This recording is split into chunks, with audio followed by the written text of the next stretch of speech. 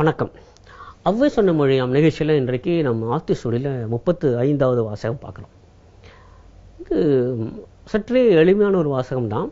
ஆனால் சொல்லப்பட்டிருக்க விதம் தான் கொஞ்சம் மாறுபட்டு இருக்குன்னு தோணுது. ஏன்னா 2 சொற்கள் இருக்குது, அதில் 7 எழுத்துக்கள். சரிங்களா, பார்த்துக்கலாம். கீழ்மை அகற்று, அதுதான் கீழ்மை அகற்று.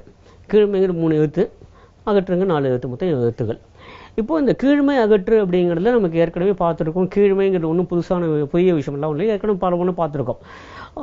கீழோர் அப்படிங்கிறது யார், மேலோர் அப்படிங்கிறது யார் அப்படிங்கிறத நம்ம பார்த்துறோம். இதிலிருந்து சற்றே மாறுபட்டு இந்த கீழ்மை அப்படிங்கிறது அகற்று அப்படின்னு சொல்லிட்டு இந்த வாசகத்தில் சொல்கிறாங்க, அவ்வளோதான். இந்த அகற்றுதல் அப்படிங்கிறது ரொம்ப ஒரு சரியான ஒரு சொல் இந்த இடத்துல. அதனோட அர்த்தத்தை நம்ம பார்க்க போகிறோம். சற்றே ஒரு விரிவான ஒரு பொருளுக்குடைய இருக்கக்கூடிய ஒரு சொல் அது அகற்று அப்படிங்கிறது. அப்புறம் கீழ்மை, எது கீழ்மை எது மேன்மை அப்படிங்கிறது ஒரு பெரிய ஒரு சொல் இருக்குது. ஆக்சுவலாக இந்த யாரெல்லாம் பிறருக்காக உபகாரம் செய்கிறார்களோ, யாருக்கெல்லாம் பிறருக்காக வாழ்கிறார்களோ அவங்களாம் மேன்மக்கள் அப்படிங்கிறது தான் நம்ம ஏற்கனவே சாதி இரண்டுடைய வேறு இல்லை சாற்றும் கால் அப்படின்னு நம்ம ஏற்கனவே பார்த்துருக்கோம். அது என்ன சொல்லுது அப்படின்னா, நீதி வழுவா நெறிமுறையின் பிறர்க்கு உதவும் நல்லோர் மேலவர் மற்றொரு கீழவர் அப்படின்னா ஔவையாரே சொல்கிறாங்க. ஆக தன்னுடைய நெறிமுறையிலிருந்து சற்றும் பிறராமல் சற்றும் மாறாமல் யாரெல்லாம் பிறருக்கு உதவுகிறார்களோ அவர்களெல்லாம் மேலானவர்கள், மற்றவர்களெல்லாம் மேலானவர்கள் அல்லர் அப்படின்னு சொல்கிறாங்க. ஆக கீழானவர்கள் அப்படின்னு. இந்த கீழ்மை அப்படிங்கிறது எதெல்லாம் வருது அப்படின்னா, மிக முக்கியமாக யாரெல்லாம் தன்னலம் மட்டுமே வைத்துக்கொண்டு வாழ்கிறார்களோ அவர்களெல்லாம் கீழானவர்கள் தான். கீழ்மையில் தன்னலம்ங்கிறது சுயநலம்ங்கிறது தான் அடிப்படையில் வருது. சுயநலம், அடுத்தது பொய், யாரெல்லாம் பொய் சொல்லுகிறார்களோ அதெல்லாம், யாரெல்லாம் வன்முறை எடுத்து விடுகிறார்களோ அவங்கெல்லாம், யாரெல்லாம் இரக்கம் இல்லாமல் நடந்துகிறார்களோ அவர்களெல்லாம், இதில் எல்லாமே வருது. கடும் சொல் பயன்படுத்துவதிலிருந்து அத்தனையும் வந்துடுறதில்ல. ஆக கீழ்மை என்பது என்ன அப்படின்னா, கீழான குணங்கள் இருக்கிறது எல்லாமே கீழ்மை தான். இந்த கீழான குணங்கள்லாம் எது அப்படின்னா, யாரெல்லாம் பிறருக்கு துன்பம் விளைவிக்கிறார்களோ, யாரெல்லாம் பிறருக்கு நன்மை செய்யவில்லையோ அவர்களெல்லாம் கீழ்மை குணம் கொண்டவர்களாக பொதுவாக தமிழ் இலக்கியம் சொல்லுது. ஆக கீழ்மைங்கிறது அவ்வளோதான் அர்த்தம், அது மேலே பெருசாக ஒன்றும் கிடையாது. இந்த அகற்று அப்படிங்கிறது தான் ரொம்ப பெரிய விஷயமா இருக்குது. ஏன்னா அகற்று அப்படிங்கிறது ஏதோ என்னிடமிருந்து அவன் அகற்றுவது மட்டுமே இல்லை, அதுதான். ஏன்னா இப்போ ஏழ்மையை அகற்றுவோம் அப்படின்னு எல்லாரும் சொல்கிறாங்க, வறுமையை அகற்றுவோம் அப்படிலாம் எல்லாரும் பேசுகிறாங்க. கரீபி ஹட்டாவோ அப்படிங்கிறாங்க பிரதமர் இந்திரா காந்தி தேர்தலுக்கு வருகிற முன்பு. ஸோ அவங்க அதுதான் சொன்னாங்க, நாங்கள் வறுமையை அகற்று அப்படின்னு சொல்லி. இப்போது இது மாதிரியான வறுமையை அகற்று அப்படின்னு சொன்னால், அப்போ எப்படி அகற்றுவதுன்னா, என்னிடம் இருக்கிற வறுமையை மட்டும் அகற்றினால் போதாது, ஒட்டுமொத்தமாக சமுதாயத்திலிருந்து வறுமையை அகற்றாக வேண்டும். அதுதான பொருள் இல்லைங்களா? இப்போது திரு இந்திரா காந்தி அவர்கள் இப்போ எலெக்ஷனில் நின்று ஜெயிக்கும் போது அதை தான் சொன்னாங்க, கரீபி ஹட்டாவோ அப்படின்னு சொல்லிட்டு உள்ளே வராங்க. அப்படியே வறுமையை அகற்று அப்படின்னு சொல்லிட்டு தான் உள்ளே வராங்க. அப்போ தன்னுடைய வறுமையை அகற்றுவதற்காக அவங்க பேசவே இல்லை, அதாவது நாட்டு மக்களுடைய வறுமையை அகற்றுவது தான். அதுதான் அவங்க முடிஞ்ச வரைக்கும் செயல்பட்டாங்கன்னு வச்சுப்போம், அது தனி வேறு விஷயம் அது. ஆனால் என்னென்ன, இது மாதிரி வறுமையை அகற்று அப்படிங்கிறது, ஏழ்மையை அகற்று அப்படிங்கிறது, அப்படின்னா அறியாமையை அகற்று அப்படிங்கிறதெல்லாம் என்ன அப்படின்னா, தன்னுடைய அறியாமையோ தன்னுடைய ஏழ்மையோ வறுமையை மட்டும் சொல்வதல்ல, ஒட்டுமொத்த சமுதாயத்துக்கும் ஒட்டுமொத்த மனித குலத்துக்குமானது. ஆக இப்போ கீழ்மை அகற்றுங்கிற இந்த வாசத்தை நம்ம அப்படி தான் பார்க்கணும். கீழ்மை என்கிற அந்த ஒரு துர்க்குணத்தை சமுதாயத்திலிருந்தே அகற்றியாக வேண்டும். இப்போ வச்சு பார்க்கும்போது அது எவ்வளோ பெரிய கடமையாக நம்ம மேலே நிற்குதுன்னு பாருங்களேன், கீழ்மை அகற்று அப்படிங்கிறது. ஏன்னா ஏழ்மை அகற்றுங்கிறது நம்மளால் புரிஞ்சுக்க முடியுது.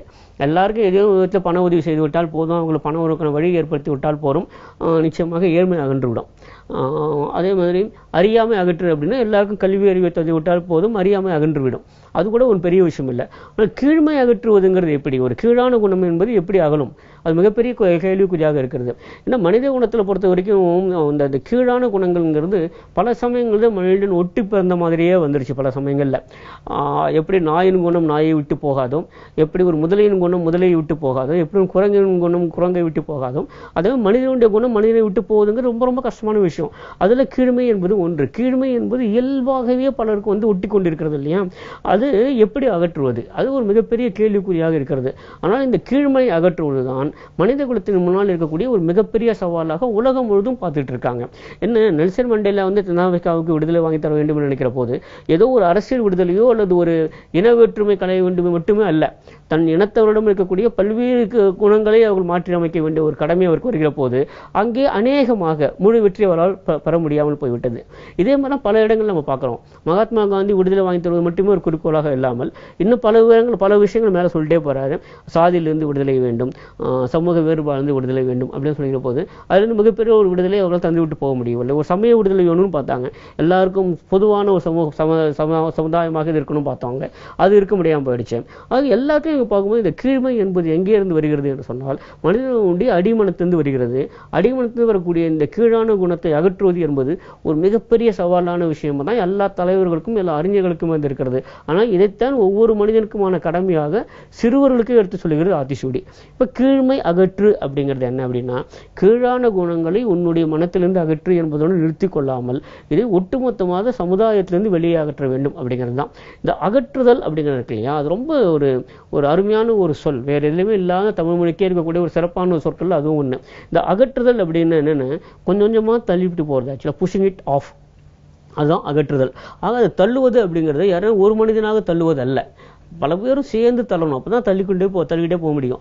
அப்படி தள்ளிக்கொண்டே போக வேண்டும் என்று சொன்னால் கீழ்மை முதல் இவன் மனதிலிருந்து அகன்றாக வேண்டும். அதன் போது தான் கீழ்மையை சமுதாயத்திலிருந்து அகற்ற முடியும்.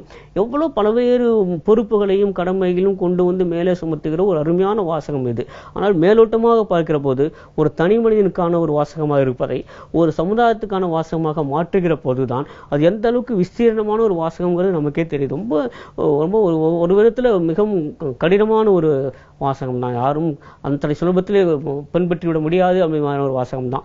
ஏன் அப்படின்னா ஒரு தனிமனித வாழ்க்கை சார்ந்த விஷயத்தில் எல்லாமே தயாராக இருக்காங்க. பொய் பேசாதே அப்படின்னா தனி மனித விஷயத்தில் அவங்க ஏற்றுக்க தயாராக இருக்காங்க. ஆனாலும் ஒரு பொய் பேசாத சமுதாயத்தை உருவாக்கு அப்படின்னு ஒரு கூப்பிடுனா யாரும் அவர்களுக்கு தயாராக இல்லை. இதுதான் தமிழ்நாட்டில் இருக்கக்கூடிய சூழ்நிலை. இந்தியா முழுக்கும் அப்படிதான், உலகம் முழுக்கும் அப்படிதான் இருக்கு. ஆக இந்த கீழ்மையை ஒட்டுமொத்தமாக மனித குலத்திலிருந்து அகற்றி விடுங்கள், ஒட்டுமொத்தமாக சமுதாயத்திலிருந்து அகற்றி விடுங்கள் அப்படிங்கிற போது அது எத்தனை மிகப்பெரிய ஒரு கடமை நம்ம மீது சுமத்துகிறது பார்க்கிற போது உண்மையாக வியப்பாக இருக்கிறது. இது மாதிரியான வாசகங்கள்லாம் பல நூற்றாண்டுகளுமே நமக்கு தரப்பட்டிருக்கிறது அப்படிங்கிற போது ஒரு விதத்தில் நமக்கு பெருமையா இருக்கு. ஏன்னா மற்ற மொழிகள் இது மாதிரிலாம் ஒரு பெரிய வாசகத்தை தான் தந்ததில்லை. ஆனால் நம்முடைய ஆத்திசூடி தொடர்ந்து இது மாதிரி பல சமூகம் சார்ந்த கடப்பாடுகள் என் மீது சுமத்துகிறது. அது மாதிரியான ஒரு வாசகம் தான் இது. கீழ்மை அகற்றுவோம். மீண்டும் சந்திப்போம். நன்றி, வணக்கம்.